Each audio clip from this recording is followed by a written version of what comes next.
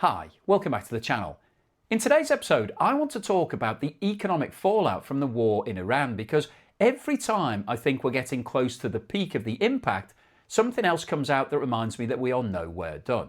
So in today's episode, I want to do a proper update because we're now getting to the first full round of quarterly earnings calls from major global corporations. And the numbers coming out of those calls are genuinely staggering. These aren't analysts speculating about what might happen. These are CEOs on the record speaking to shareholders, publishing legal filings and putting hard numbers on exactly how much this war is already costing their businesses. And the really important point is this: almost every single one of them is saying the same thing.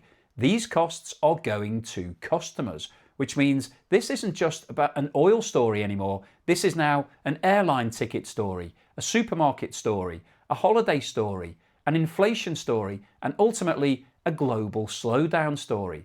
We'll talk about the latest developments involving Donald Trump and Iran, what's happening with oil prices, and what the world's biggest shipping companies are now warning about, why airlines are panicking, and why some CEOs now believe the market still hasn't priced in the full scale of what's coming. But before we get into all of those details, could I ask anybody that hasn't subscribed yet to please hit that subscriber button? It really does help me with the algorithm and also, of course, puts a smile on my face.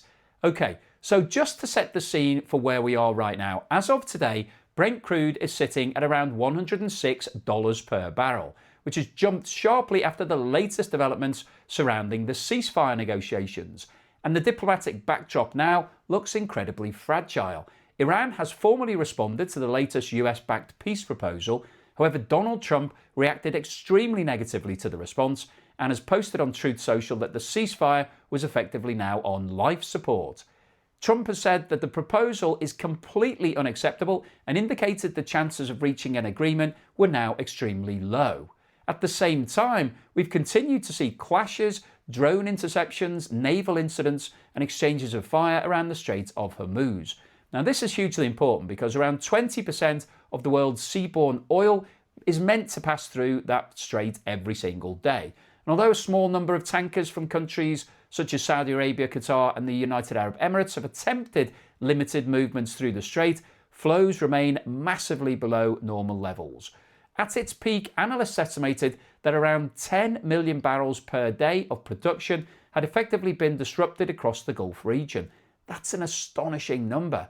And Saudi Aramco CEO warned this week that the market is currently losing around 100 million barrels of supply every single week. Now, if you think about that for a moment, 100 million barrels every week. He's also warned that if the disruption continues, proper market normalization may not be able to happen until 2027. So not later this year, not in a few months' time, next year. And I think that's one of the most important comments we've heard so far because it tells you this is no longer being viewed as a short-term shock. This is now starting to look structural. And analysts at Citibank summed the situation up recently when they said Iran retains significant control over the timing and terms of any potential agreement. In other words, until there's a real deal, this doesn't end. So with that backdrop, let's now look at what companies around the world are actually saying. And let's start with airlines because this is probably where consumers feel the pain more directly. Jet fuel prices have more than doubled since the war began, and fuel is the single biggest cost for an airline, bigger than staffing, bigger than maintenance, bigger than aircraft financing. And Delta Airlines CEO Ed Bastian summed up the shock perfectly when he said, "We woke up this morning with a very different set of fuel assumptions than we had when we went to bed." That's not corporate spin. That's a CEO basically saying the ground has shifted underneath them overnight. Delta now expects to incur more than $2 billion of additional fuel costs through to June alone just because of the war in Iran. That's not for the year, that's just in the period until June. The airline has slashed its earnings outlook and is now cutting routes that make no longer economic sense.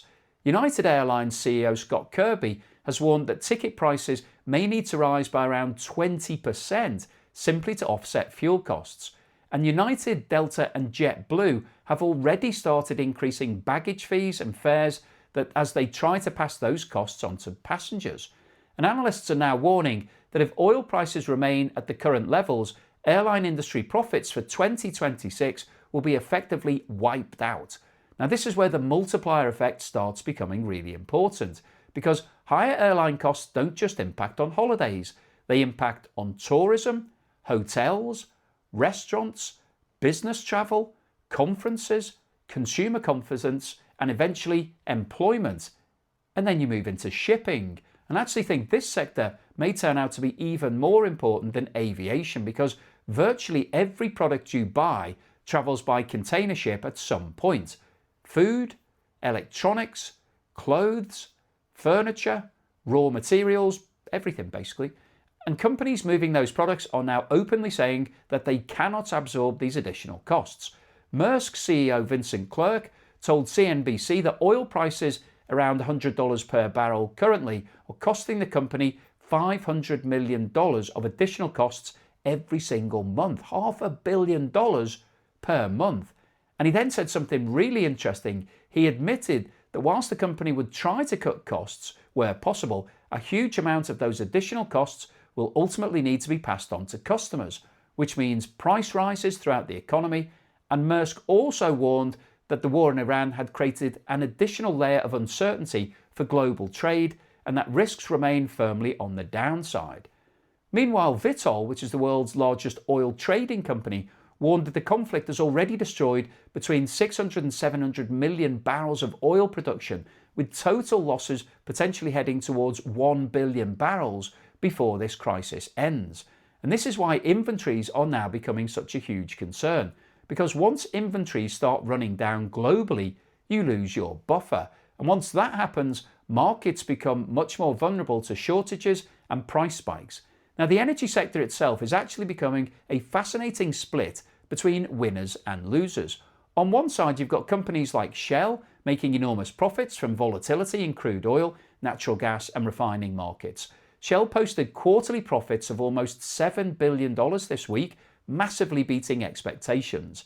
And there were actually protests outside Shell's London headquarters, with activists accusing the company of making war windfall profits. And then on the other side of the energy industry, you've got CEOs issuing some really stark warnings. ExxonMobil CEO Darren Woods said the market still hasn't fully absorbed the scale of the disruption taking place. And I think this may actually be the single most important quote from all of these earnings calls. He said, "The market hasn't seen the full impact of that yet. There's more to come if the strait remains closed." The CEO of one of the world's biggest oil companies is basically saying markets still don't understand how bad this has become. Exxon also warned that its Middle East production could decline by around 750,000 barrels per day compared with last year if the disruption continues.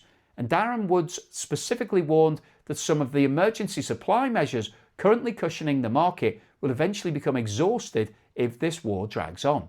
Baker Hughes CEO Lorenzo Simonelli went even further and said the war is now driving fundamental structural change across the energy landscape. In other words, governments around the world are now being forced to completely rethink energy security. And I think that's absolutely true, because this conflict has exposed just how fragile the global energy system really is. Now, when you move into manufacturing and consumer goods, this is where the story starts becoming very real for ordinary households. Whirlpool, which makes washing machines, fridges and ovens, reported what its CEO called recession-level industry decline in the United States as consumer confidence collapsed. The company posted a net loss for the quarter and announced its biggest price increase in a decade. So if you're buying household appliances, you're already paying for this war. DMC Global warned that the conflict had negatively impacted every single one of its business divisions due to supply chain disruption, higher aluminium prices, and delayed shipments. NOV Inc. reported that the conflict had already reduced revenues and profits significantly because of logistical disruption and soaring freight costs. And then there was one particularly interesting comment from Acme United, which manufactures medical and industrial supplies. The company said it had proactively purchased an additional $10 million of inventory because management fears shortages and major cost increases later this year. Now that's important because companies like that often have very good visibility over what's happening in supply chains. And if they are panic buying inventory ahead of time, that tells you something. Meanwhile, chemical and steel manufacturers across the UK and Europe have already started imposing energy surcharges of up to 30% because electricity and feedstock costs have surged, and economists are now openly discussing the possibility of permanent industrial damage in some sectors if energy prices remain elevated for too long. Now, for viewers here in the UK, there are a couple of really important points worth mentioning specifically. The Food and Drink Federation has revised its UK food inflation forecast massively higher. At the start of the year, it was expecting food inflation of around 3%. It's now forecasting that by the end of 2026, it will be 9%. And importantly, it warned that because many manufacturers operate with long-term supply contracts, the full impact can take many months to feed through into supermarket prices. So what we're seeing in the shops today may not be the worst of it. The European Central Bank has also delayed planned interest rate cuts because of inflation risks. Growth forecasts have been downgraded, and both Germany and Italy are now increasingly being viewed as economies at risk of recession later this year. Meanwhile, the IMF has downgraded global growth forecasts and warned that in a prolonged war scenario, global growth could slow to 2.5%. And developing economies are expected to be hit hardest because they're the least able to absorb higher food and energy costs. So in terms of the important takeaway from all of these calls, every single company we've talked about today, Delta, Maersk, Exxon, Whirlpool, NOV, Acme United, these aren't economists making forecasts. These are executives describing damage that's already happened. And almost all of them are saying the same thing. We cannot absorb these costs. They are going to be passed on to customers, which means higher prices, which means higher inflation, weaker consumer spending, lower growth, and potentially much bigger economic problems later this year if this conflict continues. And I think the ExxonMobil warning is the one that really stuck with me. Markets still haven't priced in the full impact, because if that's true, then despite everything we've already seen, we may still only be somewhere near the middle of this story rather than at the end. Oil is currently sitting above $100 per barrel, the ceasefire looks increasingly fragile, and Saudi Aramco's CEO is now warning that market normalization will not happen until 2027 at the earliest.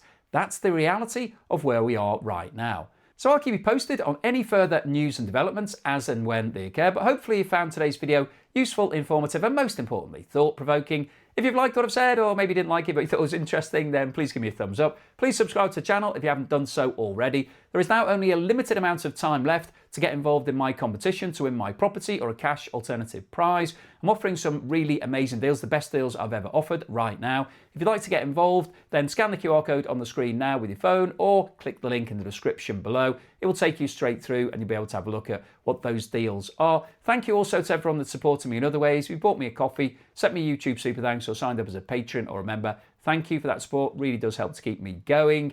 Just want to remind you that I've recently launched Joe Blogs Russia. If you're interested in my Russian videos and you don't want all of the variety that you're getting on Joe Blogs, the main channel, anymore, then head over there, please subscribe, watch some of those videos, build up some watch time for me. There's a link at the end of today's video. It'll take you straight through.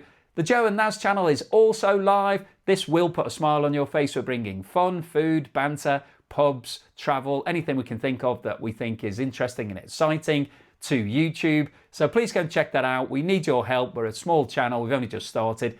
We've got a small amount of subscribers. We need you to subscribe. Hopefully you can watch some of those videos as well. It will definitely put a smile on your face. And here's something else that will do exactly that.